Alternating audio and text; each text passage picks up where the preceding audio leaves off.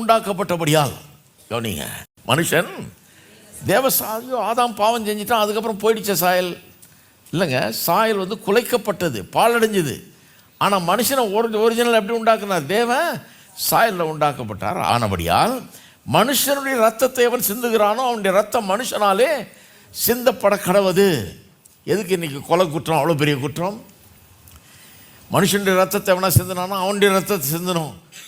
ஒருத்தனை கொன்னான்னா அவன் கொல்லப்படணும் அப்படின்ற அவ்வளோ பெரிய தண்டனை எதுக்கு? ஏன்னா கொலைங்கிறது சாதாரண குற்றம் இல்லை. தேவ சாயலில் உண்டாக்கப்பட்ட மனுஷனை கொல்றவன் வந்து தேவனுடைய சாயலே அடிக்கிறான், தேவனுடைய சாயலை மிதிக்கிறான், தேவனுடைய சாயலை அவமதிக்கிறான். ஒரு மனுஷனை கொல்லும்போது தேவனுடைய இல்லைங்க, அவன் பாவிங்க, தேவனுடைய சாயலில் உண்டாக்கப்பட்டவன், சீர்குலைக்கப்பட்டிருக்கலாம் இன்னைக்கு, ஆனால் அவன் தேவனுடைய சாயலில் உண்டாக்கப்பட்டவன். அதனால தான் உயிருக்கு அவ்வளோ பெரிய மதிப்பு.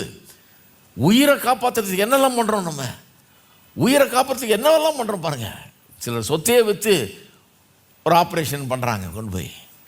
ஏன்னா உயிருங்கிறது, ஒரு மனுஷனுடைய உயிர் லேசான ஒரு காரியம் அல்ல. தேவனுடைய சாயலில் உண்டாக்கப்பட்ட மனுஷன் விலை மதிப்பற்றவன். அவன் இயேசு தன்னுடைய ஜீவனையை கொடுத்தார் அவனுக்காக.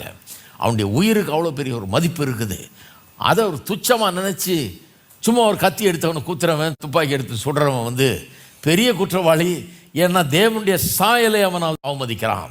மனுஷன் தேவனுடைய சாயலில் உண்டாக்கப்பட்டிருக்கிறபடியால் இன்னொருவனுடைய ரத்தத்தை சிந்துகிறவன் அவனுடைய ரத்தம் சிந்தப்பட வேண்டும் அப்படின்னு இருக்குது. அப்போ தேவனுடைய சாயல் இன்னும் மனுஷனுக்குள்ள இருக்குது, சீர்குலைக்கப்பட்ட நிலையில் இருக்குது, ஆனால் இன்னும் இருக்குது. அதை மதிக்க வேண்டும் என்று சொல்லுகிறார். அதனால தான் பாருங்கள், ஒரு மனுஷனை அடிக்கிறது கூட குற்றம்.